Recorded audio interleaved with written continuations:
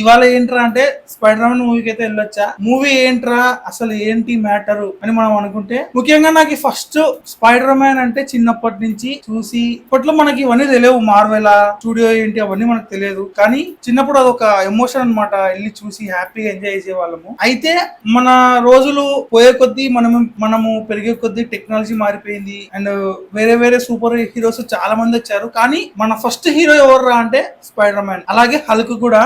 నాకు తెలిసి spider man, Hulk వీళ్ళిద్దరే నాకు ఫస్ట్ సూపర్ హీరోస్. ఆ తర్వాతనే మిగతా వాళ్ళంతా వచ్చారు. మూవీ విషయంలో కనుక మనం వెళితే మూవీ అనేది చాలా బాగుంది అండ్ ఒక మంచి సోలో మూవీ అయితే స్పైడర్ మ్యాన్ కి రిలీజ్ అయితే చేసినారు. అండ్ హల్క్ ఒక గెస్ట్ అపీరెన్స్ లాగా మాత్రమే అయితే వస్తాడు. మూవీ అంతా ఉంటాడేమో అని నేను కూడా అనుకున్నా, కానీ అలా కాదు. గెస్ట్ అపీరెన్స్ మాదిరి వచ్చి ఒక ఫైట్ అయితే ఉంటది. అండ్ ఈ మూవీలో ఎక్కువ డ్రామా అనేది పెట్టినారు. అదే కొంచెం మనకి బోరింగ్ అనిపిస్తది కొంతమందికి, కొత్త వాళ్ళ కోరికైనా. ఇక్కడ యాక్షన్ సీన్స్ అనేవి చాలా మటుకు తగ్గించారు. ఇంకా నాకైతే బోర్ అయితే ఎక్కడా కూడా అనిపించలేదు. చాలా బాగుంది మూవీ అంతా కూడా. ఇక్కడ మనకి క్లైమాక్స్ లో ఎలివేషన్ అనేది చాలా బాగుంది.